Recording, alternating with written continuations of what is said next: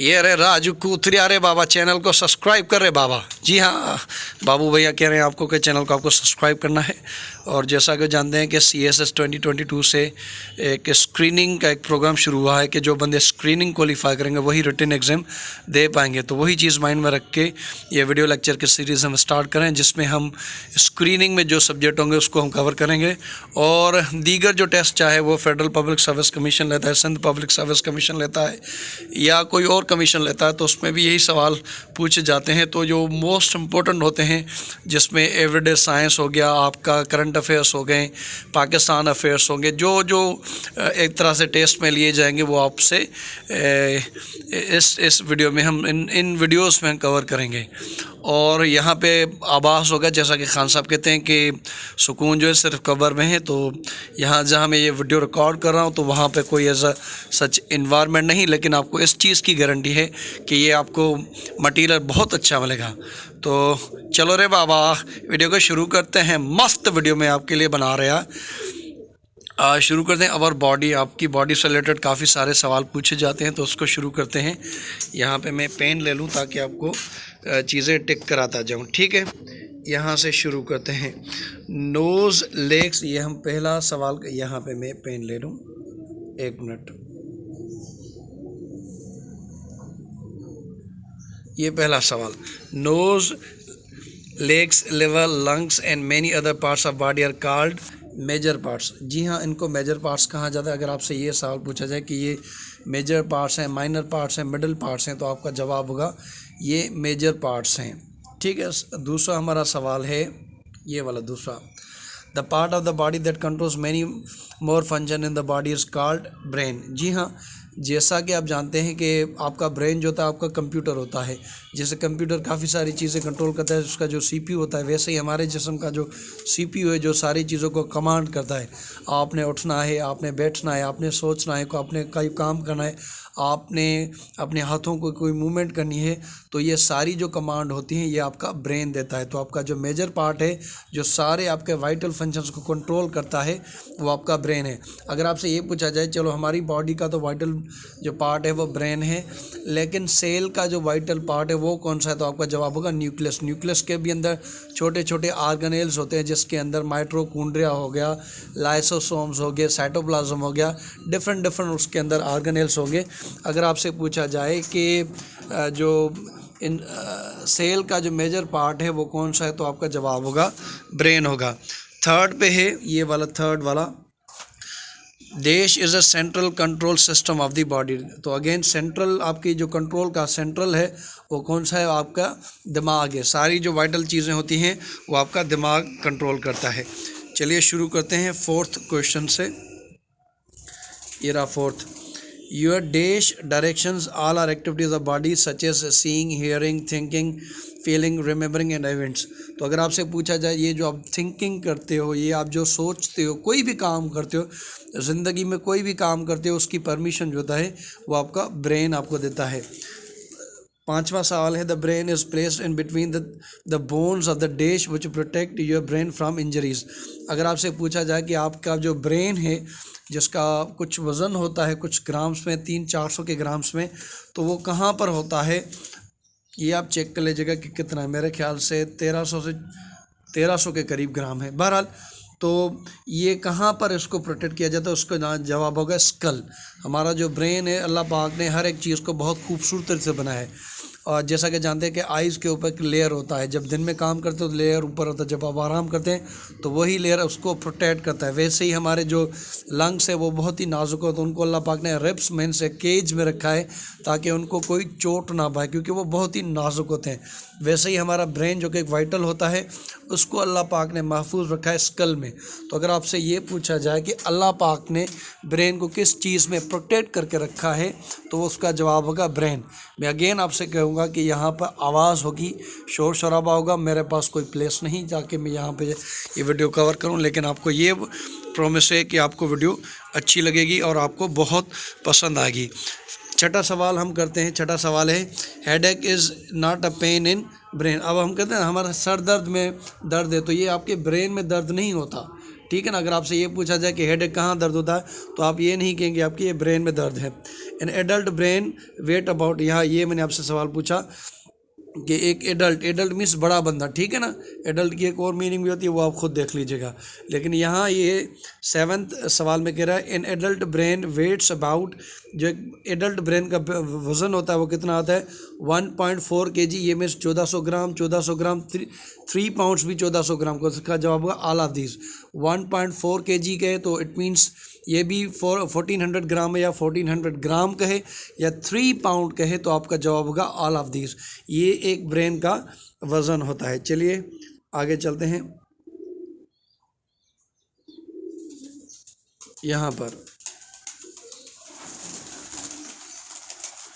ये आपका है newborn baby brain weights about, अगर जो नया बच्चा पैदा होता है उसका जो ब्रेन वेट होता है तो उसका क्या वज़न होता है, तो उसका होता है 400 ग्राम। अगर आपसे ये पूछा जाए कि एक न्यू बॉर्न बेबी का वेट क्या होता है तो वो होगा 400 ग्राम। और जो एडल्ट होता है, जो बड़ा होता है, जो 20, 22, 23 साल का था तो उसके ब्रेन का वेट क्या होता है, तो वो 1400 ग्राम होता है, जिसे आप 1 kg भी कहते हैं। क्वेश्चन नंबर 9 है the food you eat, the sweet you eat and the drinks you eat all go down in stomach. ये सारी जो चीज़ें हम खाती हैं ये हमारे स्टमक में चली जाती हैं। तो अगर आपसे ये पूछा जाए कि जो सारी हम चीज़ें खाते हैं ये कहाँ चली जाती हैं, तो ये हमारे स्टमक में चली जाती हैं। चले जी, अब आपसे सवाल है 10th पे, द स्टमक लुक लाइक, उसका जो शेप है वो कैसा है, एल शेप है, वी शेप है, जे शेप है। जी हाँ, तो आपका जो सही जवाब होगा वो होगा जे शेप।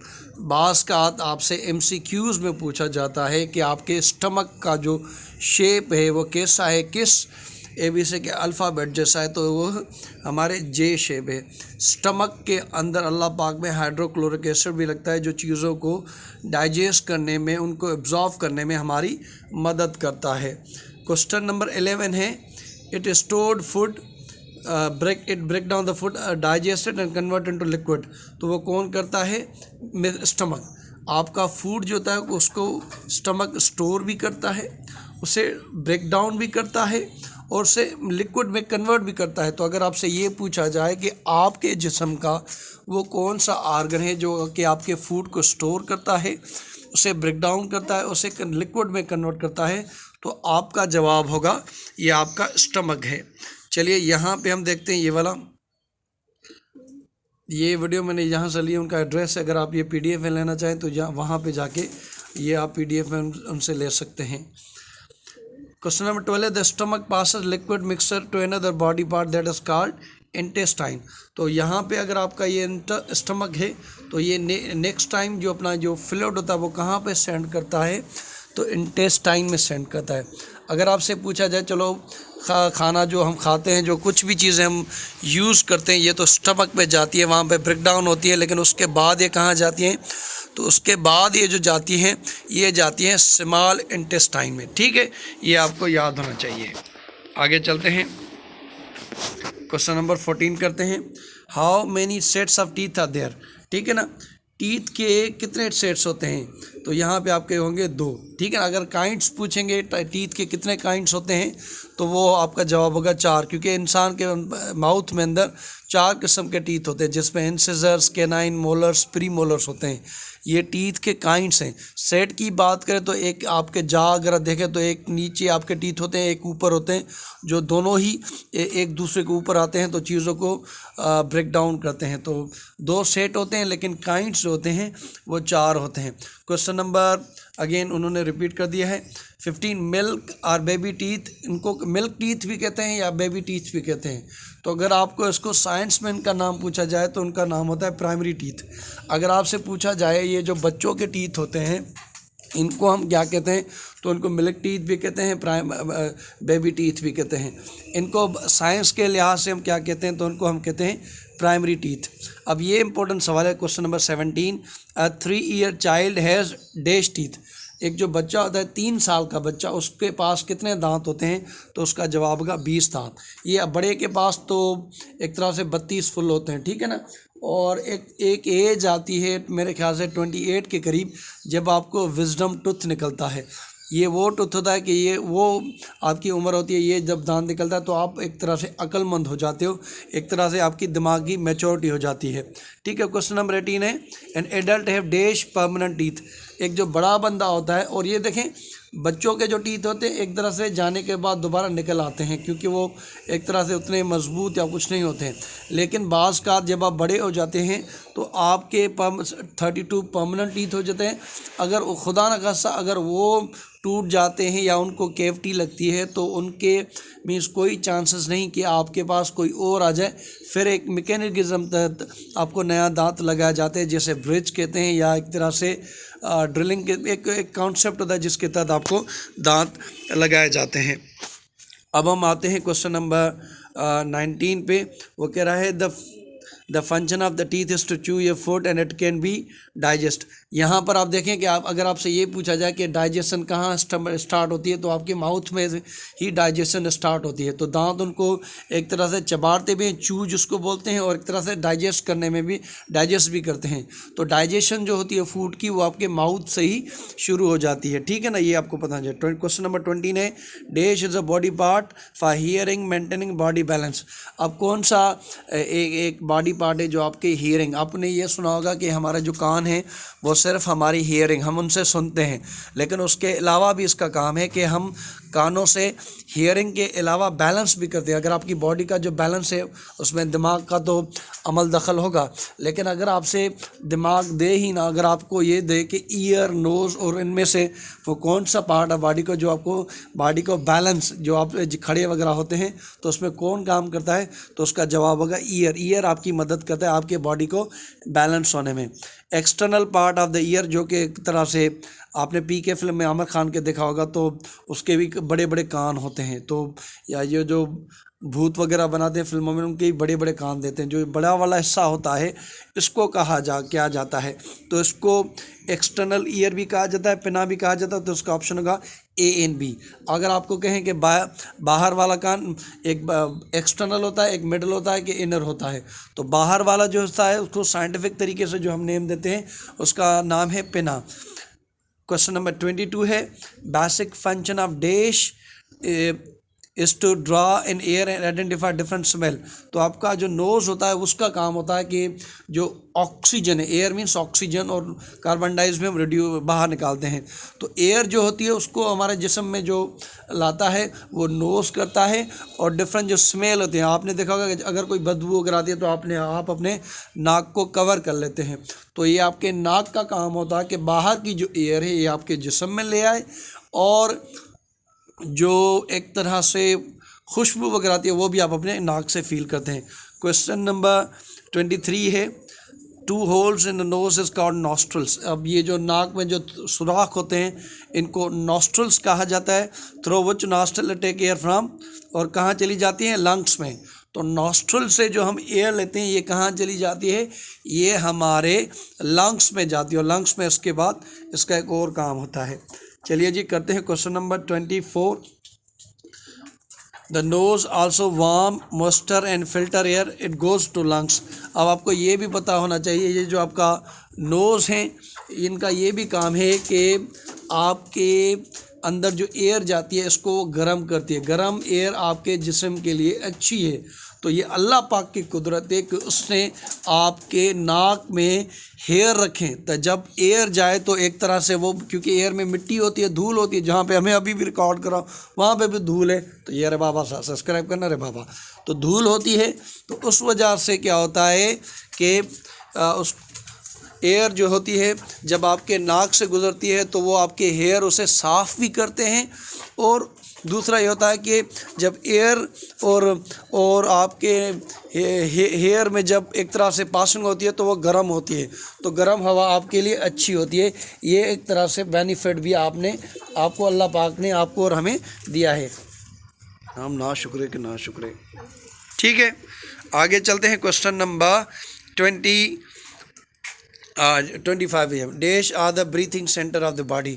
अगर आपसे पूछा, देखिए ये बेसिक इन्फॉर्मेशन है, बाज़ का बेसिक इन्फॉर्मेशन को छोड़ के हम बहुत मुश्किल में चले जाते हैं और बहुत मुश्किल में पड़ जाते हैं, इसलिए मैं आपको सादा सादा दे रहा हूँ कि सादा सादा करके खाएं। ठीक है ना। Question number dash are the breathing centre of the body. तो आपकी सेंटर ऑफ ब्रीथिंग बॉडी कौन है? लंग्स है, ठीक है ना। ये लंग्स, ये बेटा ख्याल करो, सिगरेट मत पिया, जो चले जाएंगे तो तुम भी चले जाओगे।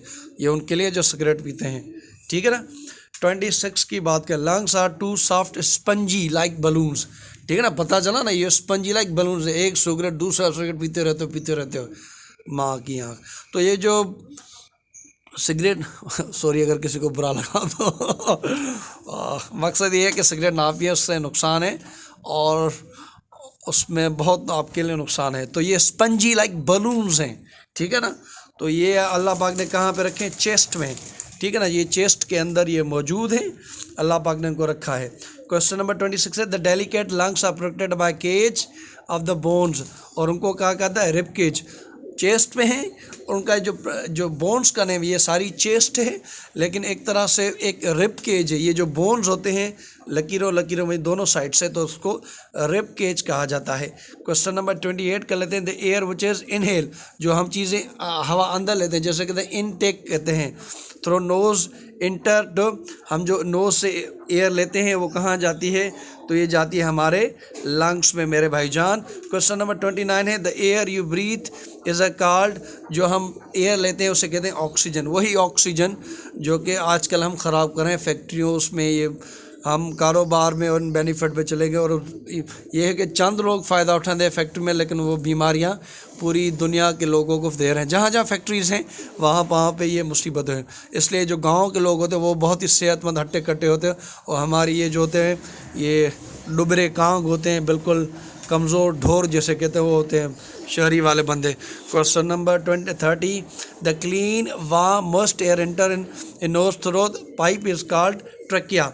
तो ये जो पाइप, एक तो पाइप पानी वाला पाइप होता है जो आपके घर में होता है, और ये एक पाइप हमारे में एक खाने का पाइप होता है और एक सांस का पाइप होता है।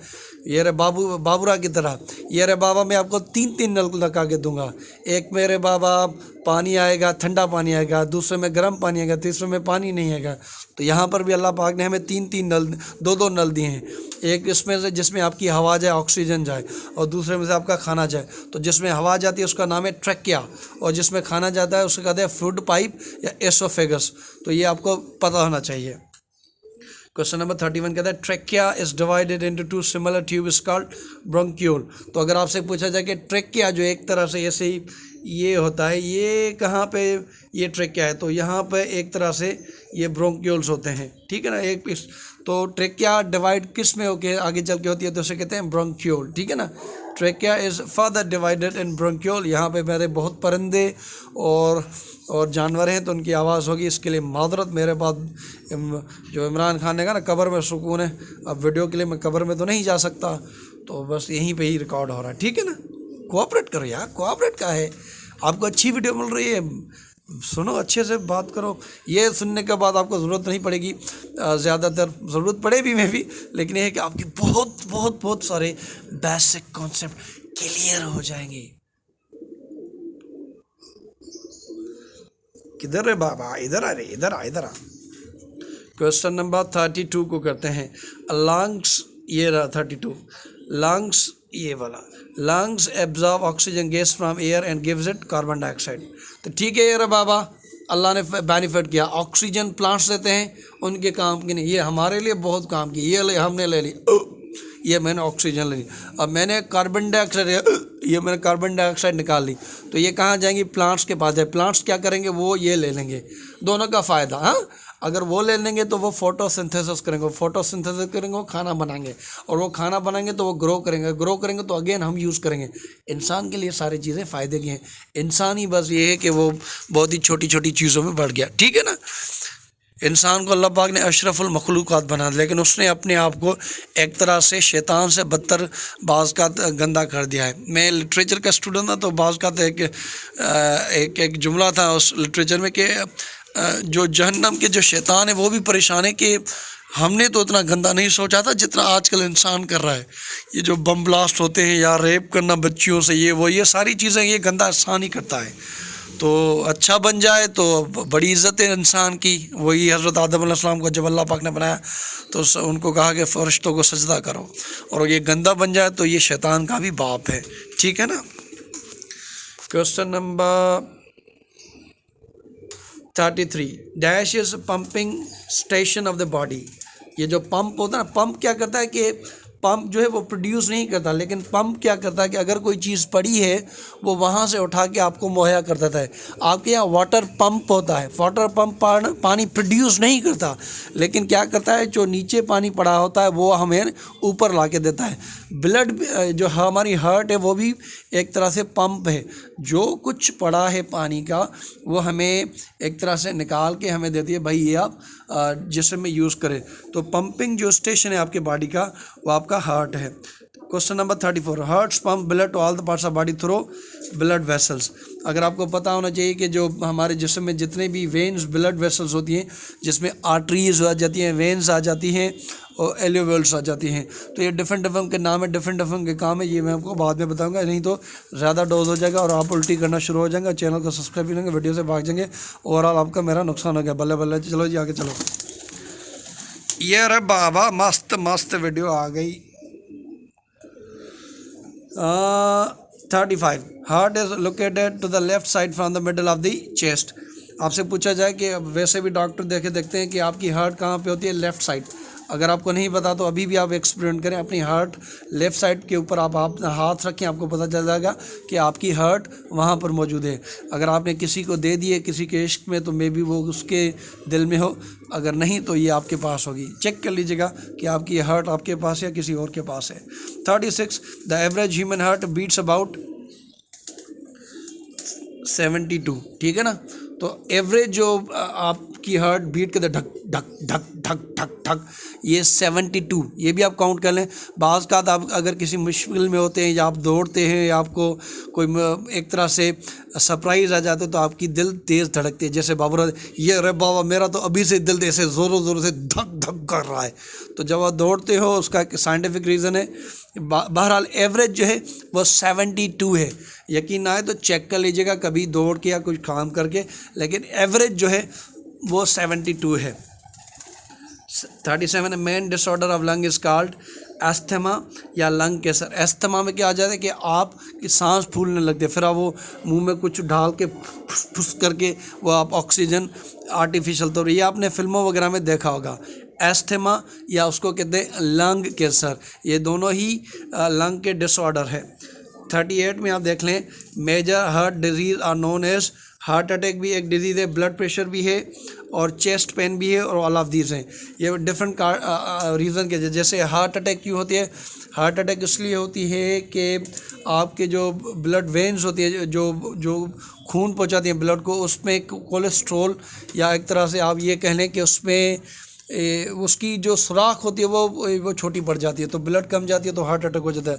ब्लड प्रेशर भी होता है, ये आपके ब्लड का जो दौरा होता है वो तेज़ एक तरह से हो जाता है, बढ़ जाता है। और चेस्ट पेन भी डाइजेशन की वजह से ये चीज़ें में प्रॉब्लम की वजह से होती हैं। 39 है there are dash bones in the body 206। देखें जब आप बड़े हो जाते हैं तो आपके बोन्स सिकुड़ जाते हैं, 206 होते हैं। और जब जब जब बच्चा पैदा होता है तो छोटा होता है तो उसके पास बोन्स ज़्यादा होते हैं 300, लेकिन आहिस्ता आहिस्ता वो ज्वाइन करके अगर 2 होते हैं तो उसमें से 1 बन जाता है। तो बच्चों के अंदर जो बोन्स होते हैं यार बाबा 300 होता है, और जो बड़ा आप लोग हैं उसके अंदर 206 होता है। नहीं है तो काउंट करो अपनी। चलो रे बाबा चलो चलो चलो चलो चलो चलो। हाँ रे बाबा, how many muscles in human body. देखें 600 प्लस होती हैं, यहाँ पर 639 है, तो आपको डिफरेंट एक तरह से मिलेंगे। ऊपर वाले में बता दूं कि हमने बात की थी बोन्स की, तो आपके बॉडी में सबसे लार्जेस्ट बोन जो है वो आपका फीमर है, थाई बोन। आप देख लें बड़ा में बड़ा बोन वही है। अगर हार्डेस्ट बोन की बात करें तो आपके जिस्म में वो आपका टूथ है, जैसे एनामेल कहते हैं। क्यों? क्योंकि आप बाज़ खाते रहते हो तो आपके दांत बहुत ही एक्सपोजर होता है कैविटी वगैरह को, तो अल्लाह पाक ने दांत को ही मजबूत रखा है। अगर आप सफाई नहीं रखेंगे तो उसको भी कीड़ा लग जाता है। तो दांत की सफाई रखें, दिल की सफाई रखें, दिमाग की सफाई रखें, ये सारी सफाई आपके बेनिफिट में है। तो मसल जो हैं वो 639 है। Dash bones in a foot, आपके पैर मुबारक, आपके कदम मुबारक। सब्सक्राइब कर रहे हैं बाबा, सब्सक्राइब कर, देखो हम क्या क्या कर रहे हैं। आपके पैर में जो बोन्स होते हैं वो 26 होते हैं। अगर आपसे पूछा जाए कि आपके पैर मुबारक में कितने बोन्स हैं, कितनी हड्डियां हैं, तो 26। और अगर आपके हाथ में पूछा जाए तो 27। अगर पैर की बात करेंगे तो आपके पैर में जो बोन्स है वो 26 हैं। अगर हाथ की बात करें 27। इस तरह भी कर लें कि पैर में एक ज़्यादा है, हाथ में एक ज़्यादा है, कितने 27, ठीक है ना 27, और आपके पाँव में 26, ये याद कर लीजिएगा, ठीक है ना। और नहीं करोगे तो आपके पाँव भारी हो जाएंगे। डैश बोन्स इन स्कल, आपकी जो खोपड़िया है उस खोपड़िया में 24 हैं, ठीक है ना। अपनी खोपड़िया को मजबूत रखो। बाज़ का ये राइडर जो लोग वैसे बाइक चलाते हैं और हेलमेट भी नहीं थे तो बाज़ का उनका जो दिमाग होता है वो रोड पे खुला पड़ जाता है। तो दिमाग को खोलने से बेहतर है कि आप अपनी हेलमेट पहने, उसको हिफाजत से रखें, ठीक है ना। तो आपकी बोन्स, अगर आप चाहते हैं कि आपकी स्कल की 26 बोन महफूज हो, जुड़ी हो, तो हेलमेट का इस्तेमाल किया करें। स्कल में 26, हाथ में 27, पैर में 26। ये अरे बाबा कैसे राज, देखो ये याद करने का बेहतरीन तरीका, एंजॉय करके ना का, वरना तो बोर हो गए तो कैसे काम चलेगा। तो कितने हैं अरे बाबा 24 दिमाग में, खोपड़ी में 20, जैसे नाना पार्टी कहते हैं ये रहा छोटा दिमाग है, आपके छोटे दिमाग में या मत पारो छोटा दिमाग है तो उसमें 24, हाथ में 27, पैर में 26 है। ये रहा बाबा, चलो 24 की तरफ है। Dash bones in each leg, आपकी हर एक टांग में कितने होते हैं, टांग लेग पैर को छोड़ के, पैर में तो 26 ऑलरेडी है तो 8 है। Dash bones in each arm, her arm में हाथ को छोड़ के 6 हैं। Skin is a largest part of the body. अगर आपसे ये पूछा जाए कि लार्जेस्ट आर्गन कौन सा है तो स्किन है। अगर आपसे ये पूछा जाए लार्जेस्ट पार्ट कौन सा है आपके बॉडी का तो स्किन है। स्किन का ख्याल कर रखा करें, बहुत ही चौथा है क्या कहते हैं उसे, चिता नहीं, ये आपको पता होगा, मेरी चिता कुछ भी, ये रहा चिता। बहरहाल अपनी च्वेता का, कोमल च्वेता का ख्याल किया करें, सड़ जाएगी तो लॉन्गेस्ट है। और मैं आपको ये बताऊँ, किसी बंदे की स्किन ब्लैक होती है, किसी की वाइट होती है, किसी की बिल्कुल, तो ये जो कलर होता है, ये कलर आता है मेलानिन नामी एक पिगमेंट से, एम से है, वो आप याद कर लीजिएगा। Skin is dash mm thick, तो ये 2 mm थिक है। अगर आपसे स्किन की कहते हैं मोटी चमड़ी, तो ये किसी की मोटी चमड़ी होती है उसकी मुहावरे की अलग ही मीनिंग है। तो जो मोटी चमड़ी होती है तो वो मोटी चमड़ी कितनी है, वो कितनी होती है वो आपको पता हो, लेकिन साइंटिफिक तरीके से यार बड़ा बड़ा के हमारा गला भी सूख गया, अभी तक सब्सक्राइब लाइक नहीं किया, सब्सक्राइब कर, लाइक कर, शेयर कर रहे बाबा, ठीक है ना। तो क्या होता है, स्किन जो होती है मोटी चमड़ी वो 2 mm होती है, बाकी जो मोटी चमड़ी होती है वो मोटी हो जाती है हराम पैया करके, ठीक है। 28 को चलते हैं। 28, ये रहा 28। All bones of the body are make from called skeleton, तो ये जो आपका ढांचा होता है इसको साइंटिफिक नेम में क्या कहते हैं, स्केलेटन। बास का अगर आप ये बीडू लोग स्कूल गया होगा तो देखा होगा ना, स्कूल में पढ़ा होगा एक भूतनिया, या बास का फिल्मी डरावनियों में टांग लेते हैं। स्केलेटन स्कूल्स की लेबॉर्ट्री वगैरह में होता है, स्कूल जाते होगे तो देखा होगा ना। सालों मेरी तरह स्कूल जाते नहीं होगे, सोच रहे होगे स्केलेटन अच्छे बच्चों ने देखा होगा, तो स्केलेटन वहाँ स्कूल में पढ़ा होता है, जिसमें मांस नहीं होता, सिर्फ हड्डियाँ दिखाई गई होती है। Dash is outer layer of the body, skin is outer layer of the body. 50 MCQ आपने कर लिया इतने छोटे टाइम में, वाह वाह वाह वाह, 50 MCQ आपने सीख लिए, ये रे बाबा मस्त। ये थम्स अप, चैनल को लाइक करें, कूतरिया। Outer ear which is visible called pinna, ये मैंने आपको बताया था। पानी की ब्रेक कर लेते हैं, आप भी पानी पी लो।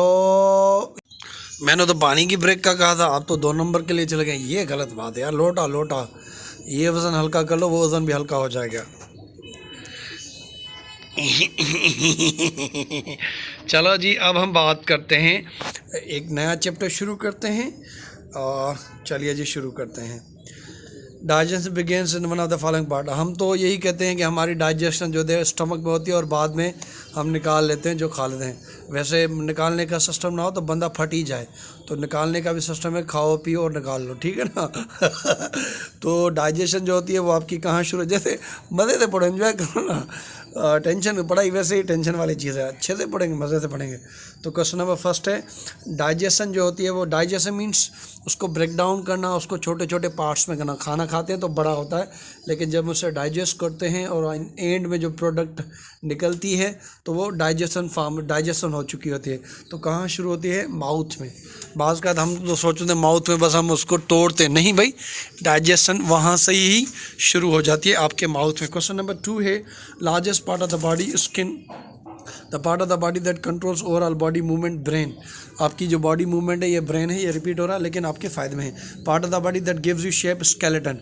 आपकी बॉडी को अगर कोई चीज़ शेप देती है, आप खड़े होते हो बैठते हो या तो स्किन ना हो तो आप तो एक तरह से सांप की तरह हो जाओ ना, ये हमें स्केलेटन है तो एक तरह से या कीड़ा वॉर्म अर्थ वॉर्म जो है उसके अंदर स्केलेटन नहीं होता, सांप में होता है। तो हमें देखें कि एक शेप होता है, एक प्रॉपर शेप होता है, तो ये हमें स्केलेटन शेप देता है, ठीक है ना। क्वेश्चन नंबर 5 है A 3-year old child has 20 teeth। ये मैंने को बता दिया था, जैसे हम प्राइमरी टीथ भी कहते हैं, दूध वाले भी टीथ कहते हैं। जैसे बच्चों को कहते हैं अपनी माँ का दूध पिया है, तो वो जब दूध पीते हैं जो टीथ होते हैं उसको कहते हैं प्राइमरी टीथ। मिल्क टीथ वो 20 होते हैं। ये अरे बाबा चलो चलो चलो, और ये बाइक वाला जा रहा है फटे पड़े फटे पड़े। How many types things present on the earth. How many types of things present. Earth में कितनी चीज़ें, 2 टाइप होती है मेरे ख्याल से, लिविंग नॉन लिविंग। तो इस वजह से ये सवाल है। How many major groups of living. Major groups कौन से हैं? 2 भी हैं। Sun, light, air, food, water, ये सब एक तरह से फैक्टर हैं फॉर लिविंग थिंग्स। ये सूरज, ये सारी चीज़ें, जैसे अल्लाह पाक ने कुरान पाक में कहा कि सारी चीज़ें मैंने इंसान के लिए बनाई, इंसान को अपनी इबादत के लिए बनाया है। तो ये सारी चीज़ें अल्लाह पाक ने इंसान के बेनिफिट के लिए बनाई है। तो ये जो सन है, सनलाइट है, फूड है, ये सारी चीज़ें इंसानों के लिए। क्वेश्चन नंबर 4 है transfer of characters between parents and officers का इनहेरिटेंस। देखें जैसे बोलते हैं ना हमारे हम एक होता है जेड़ा, सिंधी में कहते हैं, हमारे यहाँ सिंधी में कहावत है जेड़ा कांव तेड़ा बच्चा। तो जैसा आप जैसा क्रो होता है उसका बच्चा भी वैसा काला ही होता है, वो कोई नहीं। तो आपके जो फादर का कलर होगा, रंग होता है, कुछ भी होगा, वो आपसे मैच करेगा। तो जिनके मैच नहीं करते तो चलो जी। तो जो ट्रांसफ़र ऑफ कैरेक्टर्स होते हैं पेरेंट्स में, उनको इनहेरिटेंस कहा जाता है। आपके वालिद का आपके हेयर कलर, आपका आइज़ कलर, आपकी हाइट, आपके बोलने का अंदाज। जैसे आप देख रहे हैं हमज़ा शहबाज और शहबाज शरीफ को, दोनों एक दूसरे की बॉडी लैंग्वेज यूज़ करते हैं जब स्पीच करते हैं। क्वेश्चन नंबर 5 पे हम आ जाते हैं। Particular groups of animal and plants belonging to species. आप देख लें कि particular group of animals and plants belonging together and have some similar qualities called species. अब ये देखें डिफरेंट स्पीशीज़ हैं। हम आप ये जो वीडियो देख रहे हैं, कोई बंदर भोला, ये सारे स्पीशीज़ हैं। हम इंसान की स्पीशीज़ हैं, बंदरों की स्पीशीज़ हैं, कबूतरों की स्पीशीज़ हैं, चिड़ियाओं की स्पीशीज़ हैं। तो ये डिफरेंट स्पीशीज़ हैं। उसके साइंटिफिक नेम से हम एक तरह से स्पीशी बोल देते हैं, ठीक है ना। अगर आप उसको कबूतर बोलो, पिंजन बोलो, कुछ भी बोलो, लेकिन ये है कि आप साइंटिफिक तरीके से अगर आप बोले तो उसे स्पीशी कहेंगे। स्पीशी ये उसका नाम है। सवाल नंबर 6 है, और एक साइंटिफिक नेमिंग कलेक्चर होती है, टेक्सोनॉमी इसकी ब्रांच होती है, जिसमें हम परिंदों के, जानवरों के साइंटिफिक नेम रखते हैं। जैसे इंसान है और मेरा नाम कुछ है, तो उसका एक नाम है साइंटिफिक बायोलॉजी में, उसको कहते हैं होमो सेपियन। जैसे फ्रॉग बोलते हैं तो उसका साइंटिफिक नेम है राना टिग्रीना। ये साइंटिफिक नेमिंग होती है, ये टेक्सोनॉमी होती है, ठीक है ना। The stage of the growth which animals and plants possess an adult stage is called life cycle. देखें एक लाइफ साइकिल होती है। एक बच्चा जो होता है आपके नहीं, बस हर किसी के वालिदैन, किसी कोई भी जोड़ा जो कपल होता है वो एक दूसरे में ब्रीडिंग करता है, उसमें एक मेल मिलाप होता है, उसमें फिर स्पर्म और एग्स मिलते हैं, फिर एक तरह से जायगोट एम्ब्रियो डेवलप होता है, बच्चा डेवलप होता है, छोटा होता है, बड़ा होता है, एडल्ट होता है, कुरान होता है। जैसे शेक्सपियर 7 एजेस ऑफ शेक्सपियर अगर आपने पोइम पढ़ा होगा तो आप जानते थे। तो इसे लाइफ साइकिल कहते हैं। बटरफ्लाई जो होता है उसकी भी लाइफ होता है, एग होता है, फिर एक तरह से लार्वा, प्यूपा या कुछ कैटरपिलर वगैरह होते हैं, तो उसको यहाँ पे पढ़ा है। तो ये लाइफ साइकिल है। पहले उसने एग दिया, फिर वो कैटरपिलर बना, फिर वो चेस्ट्रिलिया बना, फिर वो बटाला बना। तो इसको कहते हैं लाइफ साइकिल, ठीक है ना। और इसमें कितनी स्टेजेस उन्होंने दिए? 4। तो अगर आपसे पूछा जाए कि बटरफ्लाई की लाइफ साइकिल में कितनी स्टेजेस है, अंडा, ये कैटरपिलर, ये 4, तो 4 स्टेजेस के बाद वो पूरा बटरफ्लाई हो जाता है। The second life cycle of butterfly, second, पहली जो है वो एग है, पहले वो अंडा देता है, उसके बाद क्या है? कैटरपिलर। तो अगर आपसे पूछा जाए कि बटरफ्लाई की, पोपट की, तितलियों की, हम तो यहाँ तितलियाँ किसी और को बोलते हैं। बहरहाल गंदी बात तेरे साथ करूँगा मैं, गंदी बंदी बात। चलो जी, पहली एक, दूसरे की कैटर, थर्ड लाइफ साइकिल होता है कि ये चेट्स ले, ये उन्होंने गलत देखा है, बाज़ का इसमें कुछ MCQ गलत भी है। तो ये चर्सीलिया, चर्स पीता है क्या ये बटरफ्लाई? चलो मुझे भी इसका ठीक प्रोनाउंस है, chrysalis. Frog life cycle has 4 stages. जो फ्रॉग होता है, जो बाज़ का बारिश में आ जाता है, ठीक है ना, उसके भी 4 स्टेजेस होते हैं। पहले फ्रॉग स्पान, अंडे जो ज़्यादा डाले, फिर उस पर टेडपोल्स हो जाते हैं, फिर फ्रॉगलेट, फ्रॉगलेट जिसकी भी आखिर में एलिएट है, जो उसमें छोटा, जैसे ईगल तो ईगलेट, बुक तो बुकलेट, तो वैसे ही फ्रॉगलेट, और फिर frog, frog spawn, tadpoles, froglet, frog. और ये first life cycle of frog is, frog की पहली लाइफ साइकिल कौन सी है? फ्रॉग स्पान, ठीक है। अभी तो देखा, पीछे तो देखो, हम आगे देखेगा भाई, पीछे नहीं देखेगा। Second life cycle of frog tadpoles, ठीक है ना, सेकंड लाइफ साइकिल टेडपोल्स। एक स्कूल का टाइम था, हमारे उस्ताद ने कहा कि हम फ्रॉग का ऑपरेशन करेंगे, क्योंकि उसकी बॉडी हमारे बॉडी से मैच होती है, तो मैं आपको उसकी ऑपरेशन करके दिखाऊंगा, हार्ट्स, लंग्स वगैरह में। अच्छी बात है। तो हम मैट्रिक में थे, तो बच्चे ले आए बड़ा फ्रॉग, उस्ताद ने उसको बड़ा चीरा फाड़ा, लेकिन उसे बंद नहीं किया, उसको नस्वार दी बेहोश करने के लिए, लेकिन उसको बंद नहीं किया एनेस्थीसिया के तौर पे। तो मैंने कहा सर बंद तो करें, अगर हम ऐसे डॉक्टर बनेंगे तो वो पेशेंट्स की चलो हो गई वाह वाह। तो बस ऑपरेशन किया, उसको टाँके लगाने के बजाय उन्होंने डस्ट करके दरी से फेंक दिया। तो ये ऐसे डॉक्टर आजकल बनते हैं, ठीक है ना। थर्ड लाइफ साइकिल फ्रॉग की कौन सी है? वो है फ्रॉगलेट, तो आपको ये पता होना चाहिए, थर्ड लाइफ साइकिल फ्रॉगलेट। चले जी, बीज हमारे लिए अच्छी हैं, वो माखी प्रोड्यूस करती हैं, आप खाते हैं। बी लाइफ साइकिल है कितनी है? उसके भी 4। तो हमने बाज़ का देखा कि 4 आपको नंबर याद होना चाहिए। Egg, larva, pupa and bee. पहले एग, फिर लार्वा, प्यूपा, फिर bee. The first life cycle of bee is egg, पहले अंडा, सेकंड लार्वा, थर्ड पे जब चले जाएंगे तो प्यूपा हो जाएगा। यहाँ तक आपको अच्छा लगा? अच्छा ना लगा तो अब तक क्यों बैठे हो? अच्छा लग रहा है ना। चलिए जी, फूड एंड हेल्थ साइंसेस, बुरा भी मत मानना मानने का तो क्या हो जाएगा चलो जी, शुरू करते हैं। It gives energy and nutrient substance for our growth and health. Food जो हम देखें, खाना, इंसान, ये खाने की जंग है ना। बंदा जॉब क्यों करता है? खाने के लिए। प्राइमरी चीज़ क्या होती है? अगर खाना ना हो तो बंदा मर जाए। रोज़ एक तरह से सुबह का खाना खा लिया तो रात के खाने की टेंशन होती है, रात का खा लिया तो सुबह की होती है। तो ये खाना पीना सोना और निकाल, यही बस ज़िंदगी है। तो जो एनर्जी हमें देता है, एनर्जी जो चीज़ है वो खाना देता है, ठीक है। How many major groups of food के कितने ग्रुप्स होते हैं? 4 होते हैं, वो मैं आगे चल के बताऊंगा।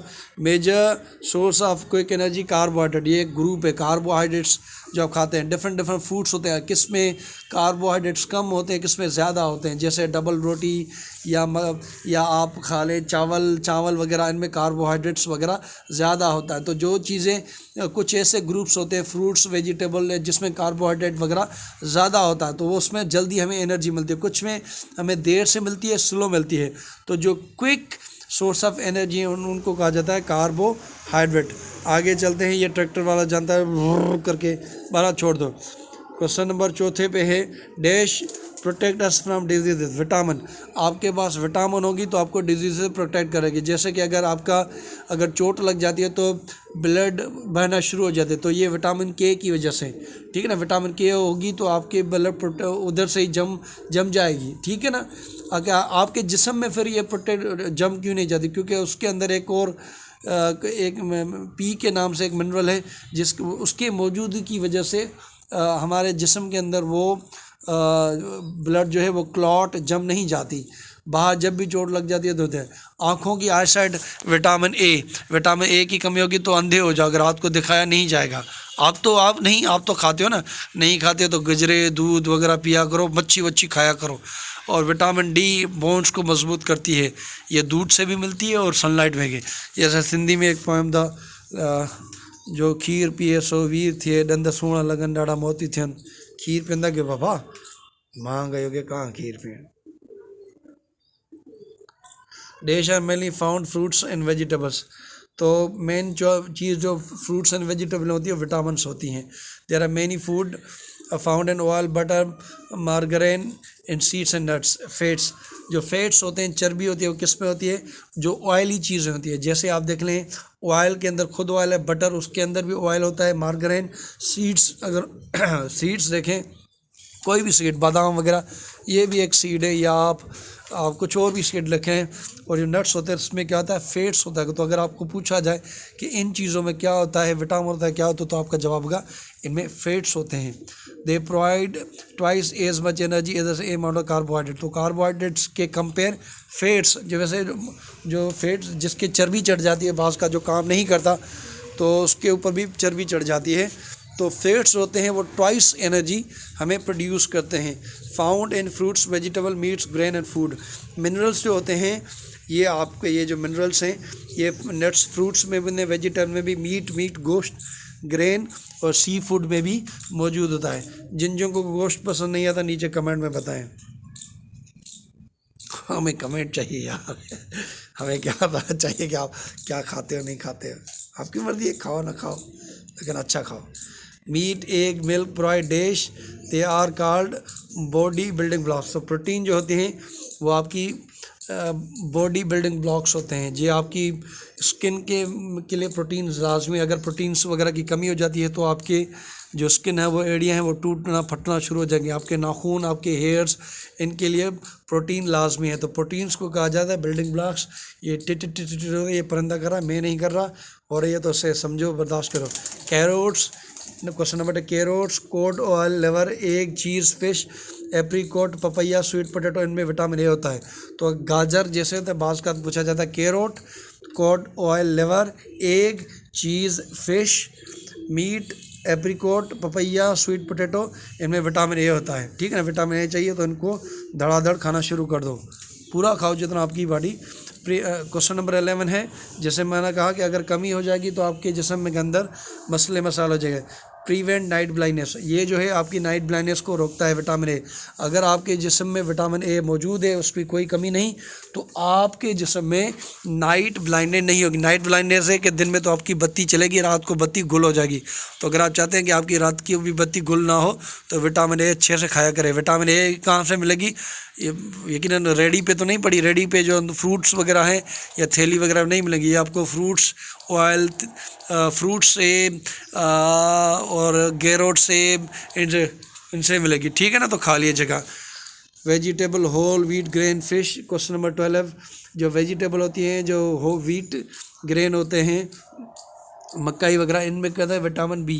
तो अगर आप सब्जियां वगैरह खाते हैं तो इसमें आपको क्या मिलेगा, इसमें आपको विटामिन बी मिलेगा। कहाँ पे, वेजिटेबल में, व्हीट के ग्रेन, व्हीट आपने गंदम सुना होगा उसको कहते हैं, और मेज़, मक्कई वगैरह को कहते हैं। अगर आप ये चीज़ें खाएंगे तो उसमें आपको क्या मिलेगा, उसमें आपको मिलेगा मेरी जान, लड़कों के लिए, लड़कियां मेरी बहनें तो उसमें आपको विटामिन बी मिलेगी। क्वेश्चन नंबर 13 है, prevent various skin diseases, keep the nervous system healthy, beri disease which drain energy. तो विटामिन बी खाओगे तो आपको विटामिन बी अगर आपके पास मौजूद है जिसमें, तो आपको बेरी डिजीज़ नहीं होगी। अब यहाँ पे आप जान लें कि बेरी डिजीज़ क्या है, कि आपकी एनर्जी चली जाती है। जब एनर्जी चली जाती है तो बंदा थक जाता है, और अगर थक गए तो आप तो कोई काम नहीं कर पाओगे ज़िंदगी में। बेटा बहुत काम करने हैं, थकना नहीं है। ठीक है ना, तो विटामिन बी खाओ। और देखिए इससे याद अच्छे से होगा, ये मजाक कर रहा हूँ, उसका एक मकसद है कि आप बोर ना हो, अच्छे से आपको याद हो, और याद होगा ना, वरना तो पढ़ाई कौन सा अच्छा काम है, जब भी पढ़ाई का मुंह ख़राब हो जाता है, फिल्म वगैरह ये वो चुपके मज़ा आता है। तो ये छोड़ो, चले जी आगे। Milk, butter, question number 14, milk, butter, orange, eggs, code liver, fish, beef liver, इनमें सनलाइट, तो उसका विटामिन डी है। सनलाइट, बच्चों को क्या होता है, बच्चा जब पैदा होता है तो उसको धूप में रखते हैं तो वो सनलाइट भी लेता है, बाद में थोड़ा काला भी हो जाता है। जहाँ जिन ममालिक में ज़्यादा गर्मी होती है, जहाँ पे सूरज ज़्यादा टाइम होता है गर्मी, तो वहाँ के बंदों की स्किन जो होगी वो ब्लैक कलर की होगी, इसमें वो हेरिडिटी वगैरह को कुछ नहीं होता। और ये भी है कि उसमें सनलाइट ज़्यादा आ जाती है, तो बच्चों को धूप पे रखते हैं ताकि वो सनलाइट रहे। 15 है, strengthness of the bones, teeth, rickets क्या होती है, ये एक बीमारी होती है जिसमें आपके जो बोन्स और टीथ होते हैं वो कमज़ोर हो जाते हैं। तो अगर आपके विटामिन डी की कमी होगी तो ये चीज़ें होगी। अगर विटामिन डी की कमी नहीं, आपने अगर दूध पिया है, अगर आपने गोश्त वगैरह खाया, अगर आप धूप वगैरह में हैं, तो आपको ये चीज़ नहीं होगी। रिकेट्स की बीमारी होगी तो आप गए आपके दांत, और फिर तो बूढ़े करे बात, क्योंकि दांत चले जाए वो ऐसे ही बंदा बात करता है। 16 पे fresh fruits vegetable are main source of vitamin K. तो फ्रेश फ्रूट्स खाओगे और फ्रेश वेजिटेबल्स खाओगे तो आपको विटामिन के मिलेगी। विटामिन के मिलेगी तो आप जब कोई हरकत करता है, बाइक से गिरता है या कोई ऐसी कोई शैतानी करता है, तो जब उसको चोट लगेगी थोड़ी देर के बाद उसकी ब्लड चुप हो जाएगी, बंद हो जाएगी। चुप मीन्स रो नहीं रही थी, वो बहना बंद हो जाएगी, ठीक है ना। तो 17 increase acid production platelets with, ये हमारी मदद करता है प्लेटलेट्स विद। प्लेटलेट्स क्या होते हैं? ये आपकी ब्लड का एक मेन कंपोनेंट है, उनकी प्रोडक्शन को बढ़ाने के लिए main function of the vitamin के है। तो आपकी ब्लड के फॉर्मेशन में भी जिसके अंदर प्लेटलेट्स को प्रोड्यूस किया जाता है और वही एक तरह से काम भी करते हैं, तो उनकी प्रोडक्शन को कौन सा विटामिन मदद करता है? विटामिन के खाओगे तो प्लेटलेट्स मिलेगी तो ब्लड प्रॉपर काम करेगी, इस तरह से करके जब चोट लगेगी तो रक्त अगर नहीं होगा तो रक्त सारी बह जाएगी और आप कंगने कुकड़े हो जाओगे। आपसे मतलब जो खशट करता है, आप नाराज मत हो ना। Best source of vitamin A is called sweet potato. Sweet potato में विटामिन ए होता है। Which of the following is hormone precursor vitamin? Hormone precursor vitamin क्या है कि हार्मोन प्रीकर्सर विटामिन से अगर आपसे पूछा जाए तो उसका जवाब होगा vitamin D. Iron, question number 20, iron, calcium, copper ये मिनरल है। अगर आपसे पूछें ये आयरन, कॉपर, कैल्शियम ये प्रोटीन है, फैट है, तो आपका जवाब होगा मिनरल है।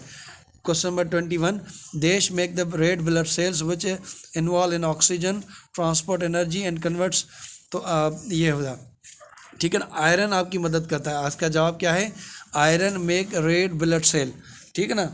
वैसे भी आप एप्पल खाओगे तो आपको आयरन मिलेगी तो अच्छे से काम करेगी। तो क्या है कि आयरन जो होती है make red blood cell which involve in blood, क्या किस में होता है? ऑक्सीजन की ट्रांसपोर्ट में।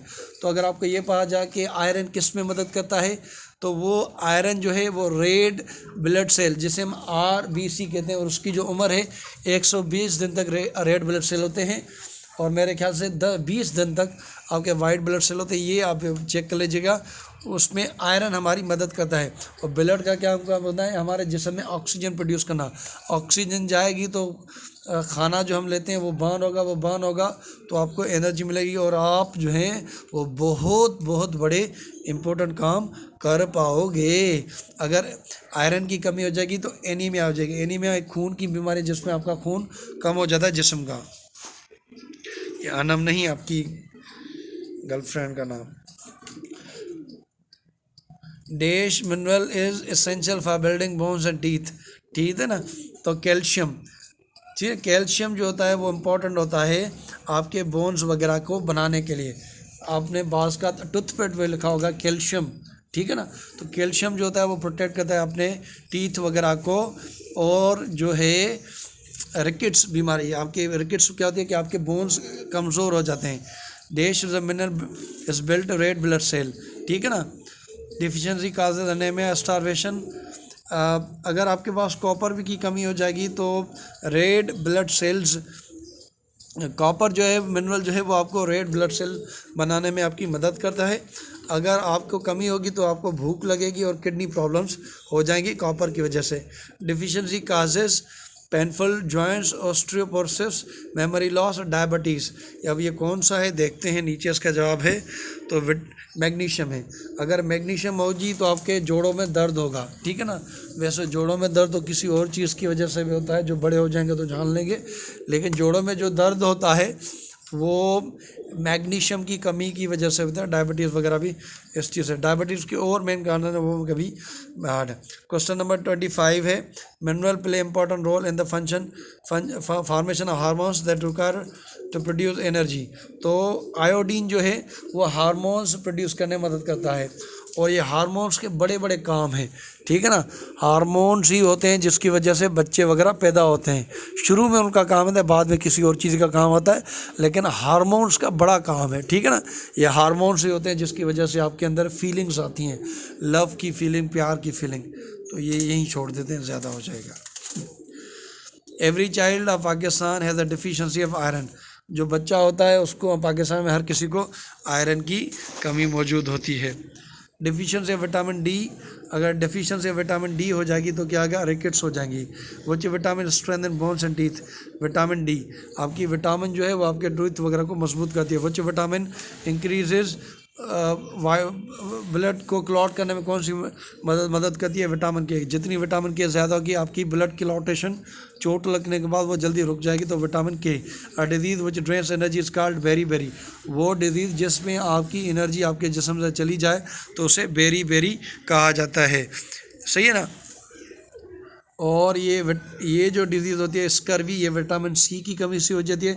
इसमें क्या हो जाता है, ये आपके जो गम्स होते हैं, जो आपके मसूड़े हो जाते हैं, ये सूज जाते हैं, इसमें एक तरह से ब्लड बहना शुरू हो जाती है, तो उसको कहा जाता है स्कर्वी।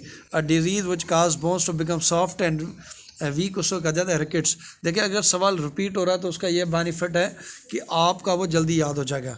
1 मिनट थोड़ी ब्रेक कर लेते हैं, आप भी पानी पियाएँ और कुछ नहीं। चले जी, अब true and false again. A balanced, ये वाला क्वेश्चन है। A balanced include food for 3 food groups, तो हमने पढ़ा था 4 थे, इस वजह से फॉल्स है। ये ट्रू है, ये इन्फॉर्मेशन है। A ruptured skin requires protein rich food for the repair. जैसे मैंने कहा कि प्रोटीन्स को बिल्डिंग ब्लॉक्स कहा जाता है, तो इन्हीं बिल्डिंग ब्लॉक्स की वजह से, बिल्डिंग ब्लॉक्स क्या होते हैं, जैसे ईंटें होती हैं, एक एक चीज़ बन के एक बड़ी दीवार बन जाती है, तो वैसे ही ये प्रोटीन्स आपकी स्किन को प्रोटेक्ट करते हैं। A winter half of the protein of the body daily diet should compose fat. Winter में आपकी जो प्रोटीन्स होती हैं उसमें ज़्यादातर आप कोशिश करें क्योंकि आप फैट ज़्यादा खाएं, इतना नहीं कि ख़राब हो जाए, लेकिन जितना रिक्वायर्ड उतना खाएं, क्योंकि वो होगा कि वो प्रोटीन्स प्रोड्यूस करेगा, आपकी पैरों की जो एड़ियाँ होगी वो नहीं फटेंगी। Vitamins do not produce energy but are important for health. ये मैंने कहा कि विटामिन्स जो होते हैं वो कोई आपको एनर्जी नहीं देते। आप जब गोली खाते हो विटामिन की तो उसमें अंदर डिफरेंट विटामिन्स भी होती हैं, लेकिन वो आपको एनर्जी नहीं देते, वो आपके हेल्थ के लिए लाजमी है। Food pyramid chart helps to choose suitable food daily. जैसे ये फूड पिरामिड चार्ट आपने साइंस में देखा होगा, ये बना होता है, तो ये आपको फूड खाने में मदद करता है कि इसमें आपको क्या खाना चाहिए। 1 मिनट, ये थोड़ा हट गया है, ये जी दोबारा आ गया, थोड़ा माजरत इसके लिए। चलिए जी शुरू करते हैं आगे। यहाँ पे क्वेश्चन है एनवायरनमेंट का। चलो जी शुरू करते हैं। ये सवाल है, once surrounding all living things and all living things are the environment. तो उसको हम क्या कहते हैं, इसको हम कहते हैं एनवायरनमेंट। आपके इर्द गिर्द सारी जो चीज़ें हैं इनको आप क्या कहोगे, एनवायरनमेंट। क्वेश्चन नंबर 2 है, animal plants and dash belong to living things. ये जो एनिमल हैं, प्लांट्स हैं और दीगर जो चीज़ें हैं, इनका जो ग्रुप है इनको लिविंग थिंग्स कहा जाता है। क्वेश्चन नंबर 3 है, सन वाटर, ये जो सारी चीज़ें इनको नॉन लिविंग कहते हैं। ये देखें शुरुआत है आसान क्वेश्चन की, बाद में इसमें डिफ़िकल्ट क्वेश्चन आ जाएंगे, फिर आपका मुँह खुल जाएगा। टाइप्स ऑफ एनवायरनमेंट जो होते हैं डिफरेंट होते हैं। वाटर एनवायरनमेंट होता है, लैंड, ये कुछ एनवायरनमेंट्स के किस्म होते हैं, तो मैं आपको दिखाऊंगा, ठीक है। क्वेश्चन नंबर 5 क्या कह रहा है, these are dry areas with little rainfall. तो उसे हम कहते हैं ग्रास लैंड। ग्रास लैंड में क्या होता है कि लिटिल रेनफॉल होती है, तो उसे कहते हैं grassland. Question number 6, these are very hot dry and sandy places. तो उसे हम कहते हैं डेजर्ट। डेजर्ट को ये अगर आपको एक तरह से कंडीशंस बता के अगर आपसे एक प्लेस का नाम पूछ ले तो आपको पता होना चाहिए कि ये किस जगह की बात कर रहा है, ठीक है ना। और 7वां है, it is a special storage इन इस, हम कहते हैं कैमिल में होता है। कैमिल को शिप ऑफ द डेजर्ट कहा जाता है। शिप मीन्स जहाज़, रेगिस्तान का जहाज़। उसे क्यों रेगिस्तान का जहाज़ कहा जाता है, क्योंकि वो बहुत सफ़र कर सकता है, तय कर सकता है। अरेबिया, अरब कंट्रीज़, यूएई, वहाँ पे अरब रेगिस्तान मौजूद है, तो वहाँ पर जो शुरू से ही कैमिल को यूज़ किया जाता है, तो इसी वजह से इसके अंदर एक स्टोरेज कैपेसिटी थी, वो कैमल है। क्वेश्चन नंबर 8वां, includes cities and towns. Urban कौन सी, एक होता है अर्बन, एक होता है रूरल। अर्बन में क्या होता है कि सिटीज़ और टाउन्स होते हैं, मीन्स वेल डेवलप फैसिलिटीज़ होते हैं। रूरल में ये सच कुछ नहीं होता। 9th क्वेश्चन की अगर हम बात करें, animals that eats only plant are called herbivorous. ये इन्होंने मिसाल भी दी, goat, rabbit, cow, camel, sheep, ये सिर्फ और सिर्फ घास फूस खाते हैं, तो उनको कहा जाता है हर्बीवोर्स। ठीक है ना, हर्बीवोर। क्वेश्चन नंबर 10 जो है, जो लोग सिर्फ गोश्त खाते हैं, जिसके मिसाल लोयन, वुल्फ, लियोपर्ड, क्रोकोडाइल, हानिया ये पता नहीं क्या क्या, पोलर बियर, चीता, पांडा, ये कार्निवोर हैं। और हम जो जंगली जीवत हैं वो जो, और दीगर जो है जैसे पीपल, मंकी, पिग, ये ओमनीवोर हैं। ओमनीवोर जो हर चीज़ खाए, गोश्त भी खाए, घास फूस भी खाए। Question number 12, herbivores are called primary consumers. अगर आपको पूछा जाए कि बुनियादी तौर पे प्राइमरी कंज्यूमर्स कौन से हैं, तो आपका जवाब होगा हर्बीवोर। यहाँ भी आ गए अब हम। और कार्निवोर अगर वो प्राइमरी है तो कार्निवोर को कहा जाता है प्रीडेटर। प्रीडेटर मीन्स शिकार करना, जो दूसरे को मार के उनको चीर फाड़ के खाए, कुकड़, उनको कहा जाता है प्रीडेटर। ठीक है ना, हम क्या करते हैं, हम मछली मारते हैं तो प्रीडेटर हैं हम भी एक तरह से, या लोयन वगैरह भी को ज़ेब्रा को उनको मार के खाता है तो वो प्रीडेटर है। Carnivore are also called secondary. Primary जो होते हैं उनको हर्बीवोर को, सेकेंडरी को प्रीडेटर भी कहा जाता है और कार्निवोर को सेकेंडरी ग्रुप भी कहा जाता है। और जो ओमनीवोर है जिसमें हम आ जाएं, इनको लास्ट ग्रुप कहा जाता है, इनको जो कहा जाता है टर्शियरी ग्रुप कहा जाता है। तो प्राइमरी नाम से हर्बीवोर, कार्निवोर जो हैं वो सेकेंडरी ग्रुप, और जो ओमनीवोर हैं उनको टर्शियरी ग्रुप कहा जाता है। Question number 16, they eat all dead and waste produce. ठीक है ना, जगह जो भी बंदा, जैसे हम किसी बंदा मर जाता है, आपने देखा होगा कोई गधा या भैंस एक तरह से पानी में लेक पे पड़ी होती है तो वो आहिस्ता आहिस्ता ख़त्म हो जाती है, या कोई कुत्ता बिल्ली मर जाता है तो वो डिकम्पोज होना शुरू हो जाती है, या जो बंदा हम डेड बॉडी भी कवर में डाल देते हैं तो वो डिकम्पोज हो जाते हैं, उनको बैक्टीरिया वगैरह डिकम्पोज कर लेते हैं। तो जो एनिमल्स मरे हुए एनिमल्स को यूज़ करें, उनको इस्तेमाल करें, तो उनको कहा जाता है डिकम्पोजर्स। ठीक है ना, डिकम्पोजर्स। यहाँ पे आ गए हमारे ट्रू एंड फॉल्स, तो शुरू करते हैं यहाँ से। Land is not component living things, ये गलत है। सही है, land is not component living things, क्योंकि लिविंग थिंग्स में एनिमल्स वगैरह आ जाते हैं। Human being is living component environment, ये भी सही बात है। Grass land has many trees, गलत, ग्रास लैंड में बहुत ही छोटे छोटे पौधे होते हैं। वाटर लैंड है वह वाटर एनवायरनमेंट, वाटर लैंड में वाटर एनवायरनमेंट होगा, ये बोल रहा है। ठीक है, तो ये भी सही बोल रहा है। फिर herbivores eat an animal and plant, गलत, क्योंकि हर्बीवर्स सिर्फ प्लांट्स खाते हैं। Animal that eats herbivore are called secondary consumers, ये सही है, एनिमल्स प्लांट्स को वगैरह को भी खाते हैं। Animal that eat carnivore are called secondary, ये गलत है, एनिमल्स जो कार्निवोर्स को खाते हैं, animals that eats carnivores are called tertiary, उनको टर्शियरी कहा जाता है। ठीक है ना, हम इंसान। चलिए जी, आगे आगे सवाल, मज़े के सवाल। देखें, ये एक बड़ी वीडियो है, लेकिन ये है कि आपको उधर उधर जाने की ज़रूरत नहीं पड़ेगी, एक में ही सारा आपका काम हो जाएगा मज़े से। शुरू करते हैं अब। मेरे भी सवाल याद हो रहे हैं। चलो जी, चलो। What is not included in the living component environment, तो आयरन रॉक ये लिविंग कंपोनेंट नहीं है एनवायरनमेंट का, ये बुनियादी चीज़ें हैं। अगर बुनियाद मजबूत होगा तो ऊपर पहाड़ी बड़ी बिल्डिंग बन जाएगी, बुनियादी कच्चा होगा तो ठुस फुस करके गिर जाओगे, मीन्स फेल हो जाएंगी। Second, which is not type of environment, ये जो स्टोर रूम, ये एनवायरनमेंट है, क्योंकि गार्डन में भी प्लांट्स होते हैं, पॉन्ड में भी पानी वगैरह प्लांट्स होते हैं, स्टोर रूम में कोई जानवर वगैरह नहीं होते, तो उसके लिए स्टोर रूम। क्वेश्चन नंबर 3 है, 3 पे क्या है, which are the following is not found in the food web. तो फूड वेब में क्या होता है कि सन, एयर, ह्यूमन, ये खाने के तौर पे यूज़ नहीं होते, तो इसके लिए इसका जवाब होगा all of these. Question number 4, if plants have needle like leaves to which environment they belong. ठीक है ना, अगर किसी प्लांट्स में उनके नीडल लाइक लीव्स हैं तो कहाँ होंगे, ग्रास लैंड में। क्यों?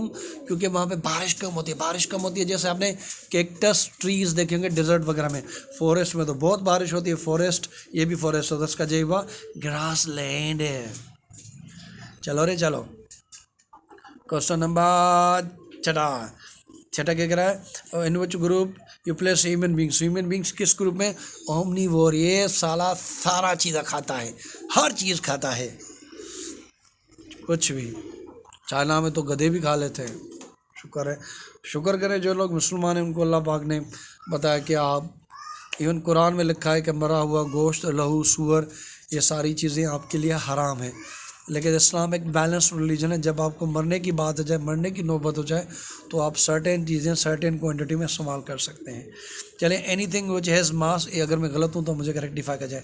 अगर ये आप छोटे हैं तो तब say anything which occupies space and mass का मैटर, कोई भी चीज़ अगर जगह वाले वजन रखे तो उसे मैटर कहा जाता है। आगे हमें तेरा डैश इससे matter 4 solid, liquid, gas, plasma.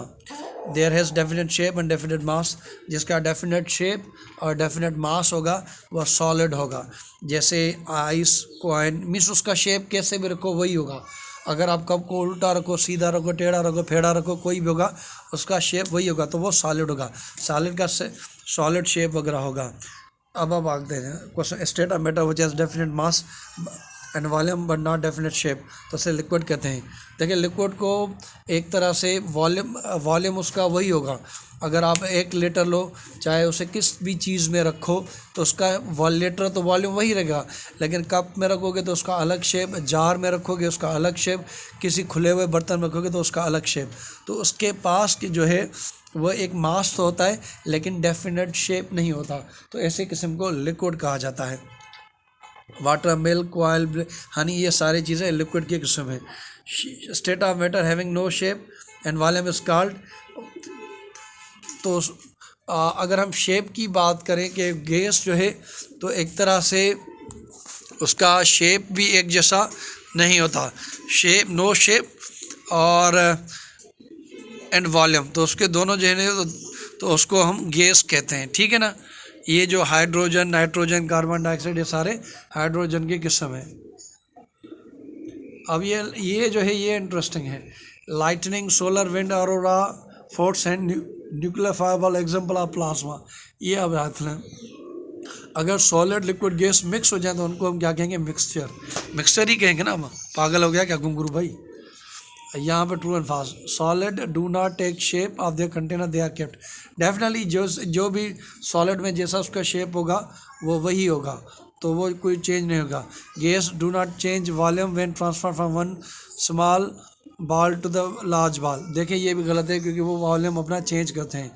Liquid takes the shape of the container they are place. Liquid को किसी भी कंटेनर में रखोगे तो उसका शेप वही हो जाएगा। Solid that dissolve in water can be separated through filtration. अगर कोई सॉलिड हो गया, जैसे चाय पत्ती होगी, तो अगर वो छानोगे तो वो उससे निकल जाएगा, या किसी में मिट्टी चली गई तो आप अगर छानी से छानोगे तो वो निकल जाएगा, filtration. T leaf can be separated from T bye filtration. ये आप जान गए, बड़े आप तो होशियार हो गए, वाह रे वाह वाह वाह। देखो 6 चैप्टर में आपको करा गया, आपको पता चला। अगर आप ये खुद से करेंगे तो मे भी आपको कॉन्सेप्ट समझ में ना आए। वैसे तो आप भी माशाल्लाह बड़े अच्छे चालाक हैं, लेकिन ये मैं जल्दी आपको करा रहा हूँ ताकि आपको अच्छे से समझ। Measurement of the hotness and coldness is called temperature.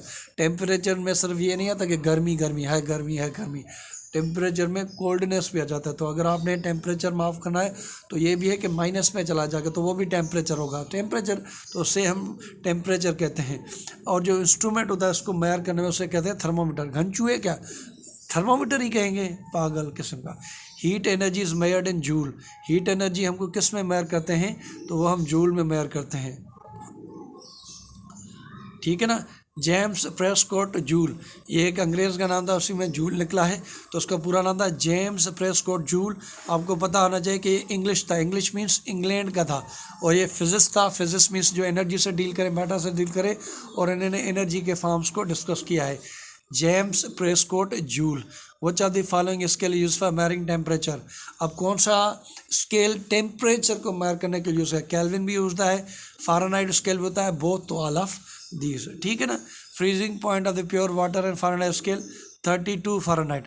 अगर आपका टेम्परेचर 32 फ़ारेनहाइट हो गया तो आपका जो लिक्विड प्योर वाटर होगा वो फ्रीज होगा। मीन्स फ़ारेनहाइट स्केल पे अगर वैसे सेंटीग्रेड पे तो ज़ीरो है, ज़ीरो टेम्परेचर होगा तो फ्रीज़ होना शुरू हो जाएगा, लेकिन फ़ारेनहाइट स्केल पे है 32। बाज़ का तो आपका ये पूछा जाएगा दोनों में कॉमन, दोनों स्केल पे कॉमन क्या है, तो वो होगी 0, वो होगी 32, ये आपको बताएं।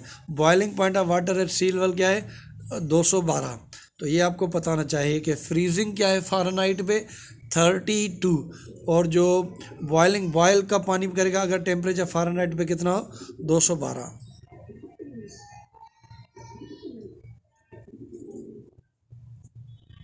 Boiling point of water centigrade कितना है 100, फ़ारेनहाइट पे कितना था 212, और यहाँ पे कितना है 100 हो जाएगा तो वो बॉयल करना शुरू हो जाएगा। Freezing point of water centigrade वो 0 है, ये मैंने को बताया, तो वहाँ पे 0 और ये 32, और यहाँ पर जो मैंने आपको बताया यहाँ पर जो है वो है 212 या 100, तो ये फ्रीज़ होना चाहेगा। नॉर्मल बॉडी टेम्परेचर कितना है 98.6 सेंटीग्रेड या 37 फ़ारेनहाइट, तो नॉर्मल बॉडी टेम्परेचर आपका कितना है 98.6, ठीक है ना, और या आप तो 37 फ़ारेनहाइट, ये आप चेक कर लीजिएगा। 98 का तो मुझे कंफर्म है, 98.6 ये आपके बॉडी का नॉर्मल टेम्परेचर है। और जब ज़्यादा टेम्परेचर होता है तो इसलिए हो जाता है कि आपके जिस्म के अंदर जो जरासीम है उनको हीट से मारा जाए। हम दूध को भी इसलिए गर्म करते हैं कि उसके अंदर जो जरासीम हो उनको बैक्टीरिया को मार जाए, अगर नहीं मारेंगे तो दूध को ख़राब कर देंगे दूध। और ये 98.6 या 37 फ़ारेनहाइट, ये आप ज़रूर चेक कर लीजिएगा, ठीक है। थोड़ा ऊपर कर लेते हैं। Melting point of the pure standard temperature कितनी है, ये कह रहे हैं ECT के 2018 साल आए, तो मेल्टिंग पॉइंट कितना है 100 सेंटीग्रेड। 100 सेंटीग्रेड हो जाएगा तो मेल्ट करना शुरू कर देगा, ठीक है। The temperature at the solid equilibrium, the temperature at the solid is equilibrium which is the state of liquid का मेल्टिंग पॉइंट। तो temperature at the solid point is equilibrium which state is called, तो वो temperature जब solid जो है वो equilibrium हो अपने एनवायरनमेंट से तो उसे कहते हैं melting point. Melting point of mercury is -39.83 centigrade, तो मर्क्यूरी मेल्टिंग पॉइंट उसका क्या बता रहा है माइनस। मर्क्यूरी हम इसलिए भी यूज़ करते हैं क्योंकि वो उसको फ्रीज़ और फ्रीज़ होने में या मेल्ट होने में अच्छा खासा टेम्परेचर। तो यहाँ पर भी आप देख सकते हैं कि मर्क्यूरी को एक तरह से मेल्ट करने के लिए कितना टेम्परेचर -39.8, और ये इन्वायरमेंट में होता नहीं इसलिए हम मर्क्यूरी को यूज़ करते हैं। ये -39.8 जब आप सेंटीग्रेड करोगे तब ये मेल्ट करना शुरू कर देगी, ठीक है। आगे चलते हैं ऊपर। If the melting point of any element is above the room temperature, तो उसे हम क्या कहेंगे, उसे हम कहेंगे सॉलिड, वो सॉलिड के ऊपर होगी। Electric current is measured by ammeter, ये आपको पता होना चाहिए, ये बहुत कॉमन MCQ और बहुत इंपॉर्टेंट है। बाज़ का कॉमन MCQ बहुत इंपॉर्टेंट होते हैं, तो आपको पता होना चाहिए कि electric current is measured by ammeter, ये इंस्ट्रूमेंट होता है। आपसे ये भी पूछा जाएगा कि एमीटर क्या मेजर करता है, इलेक्ट्रिक करंट विंड वगैरह, तो आपको पता होना चाहिए एमीटर जो है वो क्या मेजर करता है। एमीटर जो है वो इलेक्ट्रिक करंट को मेजर करता है। वाह सही वाह। साइफोमीटर जो होता है ये ब्लड प्रेशर को मेजर करता है, फुस, ये आपने देखा था फुस, इसको कहता है साइफो। इसकी प्रोनाउंसिएशन में भी मुझे नहीं आ रहा, तो साइफोमैनोमीटर ब्लड प्रेशर, ठीक है। बिगर यूनिट ऑफ एनर्जी क्या है, अगर आपसे पूछा जाए कि एनर्जी का बिगर यूनिट क्या है तो जूल है, किलोवाट से, जूल से, BTU से, अर्ग से। नॉर्मल ह्यूमन बॉडी टेम्परेचर क्या है, एक है 98.6 ये, और दूसरा ये 36, ये फ़ारेनहाइट होगा, ये सी उन्होंने गलत दिया होगा। Unit of electric resistance ohm, ये साइंटिस्ट है। NNI रेजिस्टेंस, ये रेजिस्टेंस होता है रुकावट, बिजली में कितने रुकावट, तो इलेक्ट्रिक करंट रेजिस्टेंस का क्या यूनिट है ओहम, ये आप देख लें, ठीक है। आगे हम देखते हैं the rate of change of displacement is called velocity. ये देखें अच्छी चीज़ें, तो अगर डिस्प्लेसमेंट में अगर एक गाड़ी एक टाइम में एक चीज़ को उसने कवर किया, फिर उसने दूसरे टाइम में दूसरा डिस्टेंस कवर किया, तो ये वेलोसिटी होगी। Unit of velocity is called metre per second, तो वेलोसिटी क्या है metre per second. Rate of change of velocity क्या है एक्सीलरेशन, ये आपने पढ़ा। अगर डिस्प्लेसमेंट चेंज हो तो वेलोसिटी, अगर वेलोसिटी चेंज हो तो एक्सीलरेशन, ठीक है ना। यूनिट ऑफ एक्सेलरेशन है मीटर सेकंड स्क्वायर, तो यहाँ पे 2 आ रहा है, ये याद रखें। आगे हमें बता रहा है the fastest train is made in China travel 302 metre per hour. तो ये आप देख लीजिएगा, ये इतना है 302, ये चेंज होते रहे हैं। जर्मनी में भी एक इलेक्ट्रिक ट्रेन बनाई थी। वैसे चाइना बहुत तरक्की कर रहा है, लेकिन आप देख लीजिएगा कि फास्टेस्ट ट्रेन कौन है। वी कैन कंक्लूड स्पीड, कैसे स्पीड मालूम करेंगे, उसका फार्मूला है speed, S for speed, D for distance, T upon for time. तो ये देखिए, अगर एक बंदा 100 मीटर 25 सेकंड में तय करा तो उसकी स्पीड क्या होगी, तो उसकी 4 metre per second, means 1 second में वो 4 मीटर तय करेगा। नीचे उसने ये आपको हल करके भी दिखाया। डिस्टेंस 100 मीटर, टाइम 25, तो उसने 100 से लेकर 100 को 25 से डिवाइड किया तो 4 मीटर पर सेकंड है। Dash is a stiff bar that rest on the support is called fulcrum. जो एक स्टिफ बार होता है, राड होता है, इसे हम फलक्रम कहते हैं। और वो किस पे रेस्ट करता है, आपका जवाब होगा लीवर पे। Dash is a sample machine that use grooved wheel and rope to raise और मूव द लोड। जैसे अगर कोई पुली क्या काम करती है, अगर आपको लोड को मूव वगैरह करना है तो ये आपकी पुली मदद करती है उस चीज़ को। पुली आपने अगर मशीन वगैरह देखी है तो अगर आपको लोड को मूव करना है तो पुली आपकी मदद करेगी। यहाँ पे है, ये है question number 18। A dash is object which least standing side and in the sharp edge X. तो शेप एज जो होती है उसे कहते हैं वेज। अगर ऐसे कोई ऑब्जेक्ट है तो उसे वेज कहा जाता है। इससे भी हम बहुत सारे काम करते हैं, ठीक है ना। अब 19 में वो कह रहा है a wheel rod called axle through a centre lift move load, उसको व्हील कहते हैं। व्हील ये होता है, उसके अंदर जो यहाँ पे एक सराई होती है, इसको हम एक्सेल कहते हैं, ठीक है ना। तो याद हो। और जो dash is an inclined plane wrapped around cylinder. Screw का क्या शेप होता है, ऐसा होता है, ठीक है ना। तो ये स्क्रू नीचे जाता है तो उसको हम स्क्रू बोलते हैं। सिजर्स जो हैं वो लिवर भी हैं, स्क्रू भी हैं, वेज भी हैं, ऑल ऑफ दीज उसको बोल रहा है, लिवर स्क्रू वेज, ठीक है ना। सिजर जो है वो कंपाउंड मशीन है। क्यों? क्योंकि कंपाउंड कहा जाता है जिसमें दो से ज़्यादा चीज़ें, 2 या 2 से ज़्यादा हो। तो कंपाउंड आ गई तो उसमें लिवर वगैरह या सिजर्स वगैरह आ गए, इसलिए उसको कंपाउंड करें। World fastest train is made by China, ये आप चेक कर लीजिएगा। World fastest train can travel, उसकी क्या है 302 मीटर पर सेकंड, ये भी आप चेक कर लें। व्हील बैरो, ये भी क्या मशीन है, व्हील बैरो, ये जो रेडी होती है जिसमें कूड़ा कचरा होता है, तो ये भी कंपाउंड मशीन है। चले जी चले। क्रेन एंड बाइसाइकिल, ये भी कंपाउंड मशीन है। सिंपल मशीन में क्या, जिसमें बस एक सादा, जैसे पुली, लिवर, एक्सेल, व्हील, ये सिंपल मशीन है। अगर हम इन चीज़ों को जोड़ेंगे तो ये कंपाउंड मशीन बन जाएंगी। और कंपाउंड मशीन का आप कंपाउंड से ही समझ लें कि 2 से ज़्यादा उसमें जुड़ जाए, 2 या 2 से ज़्यादा, ठीक है ना। A force can be change by all object except, force जो है उसका मास भी चेंज कर सकता है, उसकी डायरेक्शन भी चेंज कर सकता है, लेकिन उसकी साइज़ को वो चेंज नहीं कर सकता। Which are the following machines for flag. Flag को रेस करने के लिए स्कूल वगैरह में आप ऐसे फ्लैग होता है तो उसको हम यहाँ पे कुछ लगाते हैं तो उसे पुली कहते हैं, पुली कहते हैं। अगर आपको ये कहा जाए कि पुली कौन सा वो ऑब्जेक्ट है जो कि आप फ्लैग को रेस करने में यूज़ करते हैं, वो भी ये पुली कहते हैं। अगर आप कबूतर के भी शौकीन हो तब भी आप पुली यूज़ करते हैं अपना एक अड्डा बनाने के लिए जिस पे आके कबूतर बैठते हैं। ये उन दोस्तों के लिए जो कि कबूतरों के शौकीन हैं। पढ़ाई वाले कहाँ कबूतरों के शौकीन हो गए। अब हम बात करें चैप्टर नंबर 8 के। देखें, आपने तकरीबन एक बुक पूरा मुकम्मल करने को है और आपको मैं 8वां चैप्टर करा रहा हूँ। अगर आपको वीडियो पसंद आए तो लाइक शेयर ज़रूर करें, ना भी आ रहे हैं तो करें, आपका क्या कोई पैसे थोड़ी जाएंगे, कर लो। Dash is produced by continuous and irregular vibration sound. अगर कंटिन्यूस एंड इरेगुलर वाइब्रेशन होगी तो क्या प्रोड्यूस होगा भाईजान, साउंड प्रोड्यूस होगा। वो साउंड जो आप कभी कभी तन्हाई में भी प्रोड्यूस करते हैं।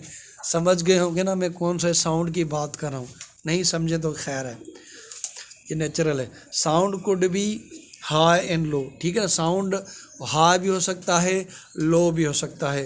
क्वेश्चन नंबर 3 की बात करें faster the vibration higher the sound. अगर आपकी ये वाइब्रेशन तेज़ होंगी, आपने टेप में देखोगे फास्टर होती तेज़ होंगी तो आपका साउंड भी होता। अगर साउंड की कम वाइब्रेशन होगी, लोअर होगी, तो आवाज़ भी कम होगा। क्वेश्चन नंबर 5वां, sound is a form of energy but not measured in joule. क्योंकि साउंड को मेजर करने के लिए हम जो यूनिट करते हैं वो डेसिबल होता है, और joule energy. Sound is a form of energy but not measured in joule, ठीक है ना। साउंड को मेजर करने के लिए हम क्या यूज़ करते हैं, डेसिबल। और एक ह्यूमन बीइंग जो साउंड को हियर कर सकता है वो 20 हर्ट्ज से लेकर 20,000। ये देखो कितनी इन्फॉर्मेशन दे रहा हूँ, लाइक फिर भी नहीं करोगे यार, लाइक करो लाइक करो लाइक करो।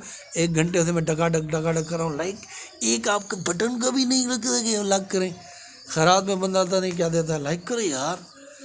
अब मेटा दैट साउंड यार, अब नहीं करोगे तो ऐसे ही मांगे यार, अब अल्लाह के नाम पे लाइक कर रहे बा, ऐसा करना पड़ेगा क्या, लाइक करो तो कर लें भरे। The matter that sound travel through is called medium. अब डेफिनेटली छठा है, साउंड जिस चीज़ से ट्रैवल करता है उसे मीडियम कहते हैं, और वो सॉलिड भी होता है, लिक्विड भी होता है, गैस भी होता है, और वैक्यूम भी होता है, जिसमें से वो ट्रैवल नहीं करता।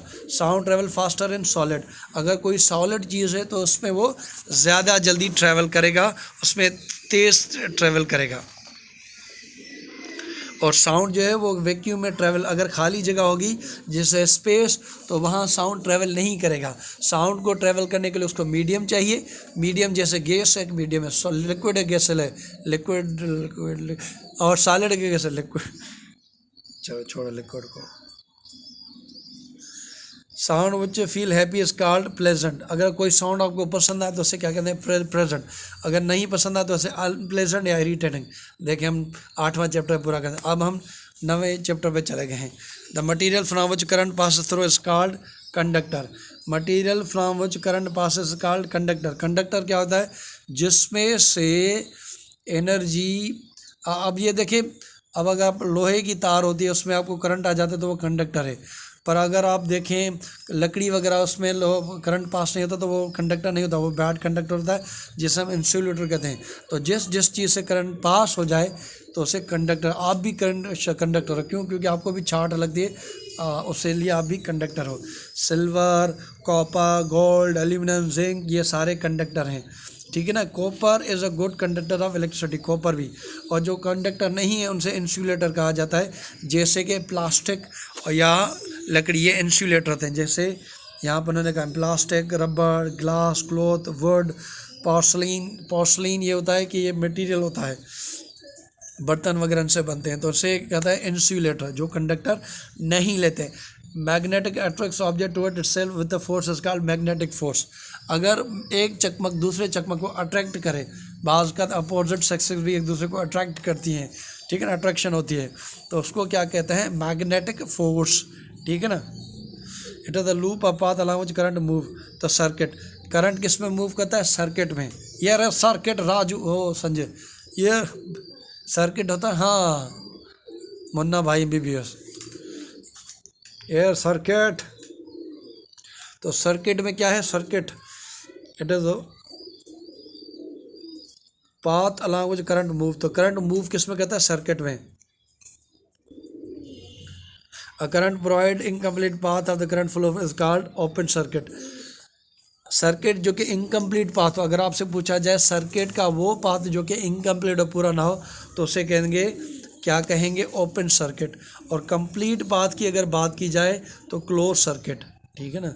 अब ये सर्किट ना कर दें तो दिमाग का सर्किट हो रहा है, ठीक है। Magnet can be demagnetize by hammering and heating. अगर आप मैग्नेट को हैमर, हथौड़े मारो और हीट करो तो वो अट्रैक्ट करने की अपनी शक्ति खो देता है। बाज़ का लोग भी अपनी एनर्जी खो लेते हैं, ठीक है ना, हाँ, काम करने की, खाने पीने में, गलत एनर्जी नहीं सोचो। हैमरिंग और हीटिंग करोगे तो उससे क्या होगा कि ये होगा कि वो अट्रैक्ट करने की शक्ति खो देगा, ठीक है ना। अगर आप भी ज़्यादा हैमरिंग करोगे, ज़्यादा हीट होगे तो आपकी एनर्जी भी लूज़ हो जाएगी। गलत है तो काम पढ़ाई वगैरह कोई खाना खाओ, काम करो, है अच्छे से, बड़े नहीं कराते हैं। अब magnetic has 2 poles, south pole and north pole, ठीक है, माशाल्लाह। वो चाहते following will be attract to the object, अपने ऑब्जेक्ट को अरब हो जाता है। Following will be attracted to the magnetic, अब मैग्नेटिक की तरफ कौन सा आएगा, रबर बार, प्लास्टिक, आयरन, तो उसके बाद आएगा आयरन। ये इलास्टिक बैंड, प्लास्टिक वगैरह नहीं आएंगे। वो ज़्यादा following can not be use to complete circuit, तो वायर हम यूज़ नहीं कर सकते अपने सर्किट को कंप्लीट करने के लिए। बल्ब, बेड वगैरह यूज़ करते हैं अपने सर्किट को पूरा करने। Pen magnet is suspend its north and south pole always pointed towards north and south pole. मैंने कहा था उसके नॉर्थ एंड साउथ पोल होते हैं, तो अगर आप किसी भी चकमक को ऐसे छोड़ दोगे तो उसका एक छड़ा नॉर्थ में आएगा, दूसरा साउथ में आएगा। वो चाहते following method can be use for magnetic road, ठीक है ना, इसको जवाब नहीं है। बाई हीटिंग इसको छोड़ दें। चले जी, true and false. Plastic wire is used in electrical appliances, गलत है। हम कॉपर की वायर यूज़ करते हैं, प्लास्टिक के बर्तन यूज़ करते हैं। A circuit set to be close when it is switch on, ये कह रहा है सही है। Current is movement in a positive charge, इसका कोई जवाब नहीं दिया। Steel is non magnetic material, steel जो है वो मैग्नेटिक मटीरियल। स्टील सबसे ज़्यादा अगर कोई इलेक्ट्रिसिटी कर लेता है तो स्टील लेता है कॉपर से भी, लेकिन स्टील हम यूज़ नहीं करते क्योंकि वो ज़्यादा महंगा होता है। और सेकंड पे जो अल्टरनेट ऑप्शन है वो कॉपर है। Like pole, T pole, repel each other, ये रिपेल होगा। Like pole repel each other, ये गलत होना है। तो एक जो है नॉर्थ नॉर्थ को रिपेल करेगा, नॉर्थ साउथ अट्रैक्ट करेगा। अब यहाँ पर जो है हम आ गए हैं अपने चैप्टर नंबर 10 पे। ये देखते हैं, फिर सोचते हैं कि ब्रेक करनी चाहिए या नहीं करनी चाहिए। Earth is third solar plan, earth is third of the solar planet. पहले पे मर्क्यूरी, फिर मार्स, फिर अर्थ, फिर पहले पे मर्क्यूरी, फिर वीनस, पो अर्थ, पो मार्स, पो जुपिटर, पो सैटर्न, पो यूरेनस, पो नेपच्यून, ये है। तो अर्थ का जो नंबर है वो थर्ड है। और अर्थ को ब्लू प्लानट भी कहते हैं। As we seen from our space the earth looks like blue ball, ठीक है ना। अर्थ क्या लगता है, blue ball. Earth is a sphere, earth is a sphere, ठीक है। Earth rotates on its invisible axis, earth को एक एक्सेस होती है जो इनविजिबल होती है। कोई अर्थ मीन्स कोई उसकी एक तरह से कोई पाथ नहीं एक है, लेकिन वो इनविजिबल है। Earth rotate on its axis and takes कितने 24 घंटे लगती है एक अपनी रोटेशन को कंप्लीट करने के लिए। Planet Mercury close to the sun it takes 88 days. अब अगर आपसे पूछा जाए कम से कम किस प्लैनेट को लगता है अपनी चक्कर पूरी करने के 100 की, तो वो है मर्क्यूरी, उसको लगते हैं 88 डेज़ और हमें लगते हैं 365 डेज़ प्लस कुछ घंटे, 6-8 घंटे कुछ और हमें लगता है एक चक्कर के लिए, ठीक। जुपिटर टेक्स, जुपिटर को कितने साल लगते हैं ये आपने याद रखा, 4332, 4332, ये 4332 जुपिटर को लगते हैं। तो ये आपको याद होना चाहिए, 4332 जुपिटर को लगते हैं। 4000 आज के टाइम में 4000 कितनी सैलरी भी कम। बहरहाल मर्क्यूरी 88 कम से कम, जुपिटर की जो है जुपिटर का फिगर बता रहा है 4332। Earth which pass through the poles is called north pole, south pole, both. Earth दोनों पोल से पास का था, नॉर्थ से भी साउथ से भी। Earth moves from west to east, ये आपको याद होना चाहिए। Earth moves from west to east. Sun, moon, ये वो सारी जो चीज़ें ये डायरेक्शन के अर्थ के ईस्ट टू वेस्ट। तो अर्थ का मैंने आपको बताया वेस्ट टू ईस्ट, बाकी sun, moon, star seem to be moving opposite direction of earth, जो कि होगी, क्योंकि अगर ईस्ट टू ईस्ट एक है तो उसकी अपोजिट होगी, वेस्ट टू ईस्ट है तो उसकी अपोजिट होगी ईस्ट टू वेस्ट। तो अर्थ की डायरेक्शन क्या है, वेस्ट टू ईस्ट, और जो दीगर मून वगैरह है उनकी जो डायरेक्शन है वो है east to west. Rotation of earth and उसे कहते हैं एक्सिस रोटेशन, ठीक है ना, उसे कहते हैं axis rotation. Axis of earth is an imaginary line, ये आपसे पूछा जाए कि अर्थ की जो एक्सेस है कौन सी लाइन है, ये जो है कोई इक्वेटर है, स्फीयर है, कोई एमसीक्यू अगर आपको पता होगा कि इमेजिनरी है तो जल्दी कर लो, कि बाज़ का इसमें कोई बड़ी मुश्किल तो नहीं, लेकिन आपको पता होना चाहिए कि इमेजिनरी लाइन है। Axial rotation of earth cause day and night, तो जो एक्सियल रोटेशन होती है इसकी वजह से डे एंड नाइट होते हैं।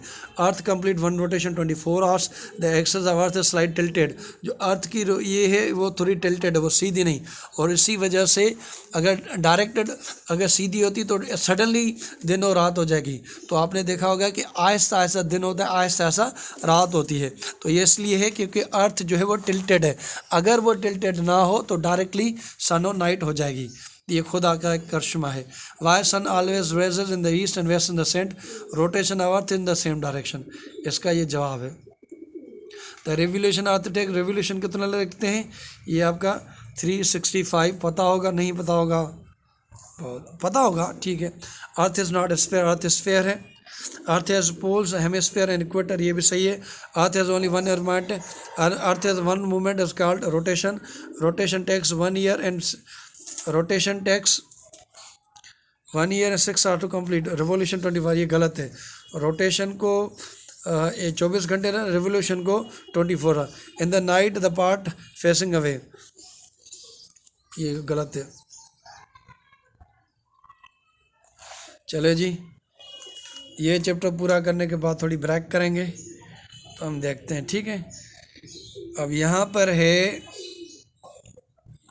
अर्थ जो टिल्टेड है उसकी एंगल पूछे, ये मैंने कहा ना, तो 23.50। ये आप बहुत इम्पोर्टेंट है कि अर्थ किस एंगल पे टिल्टेड है।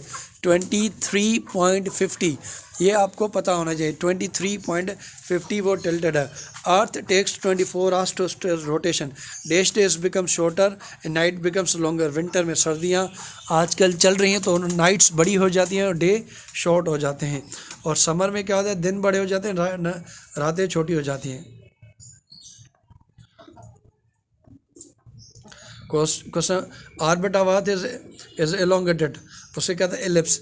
अगर आपसे पूछा जाए कि अर्थ का कैसा है तो एलोंगेटेड है, उसे एलिप्स कहते हैं, ठीक है ना। तो orbit of earth is elongated, ये एलोंगेटेड की शेप है अंडे की तरह, तो ये क्या है, एलिप्स है।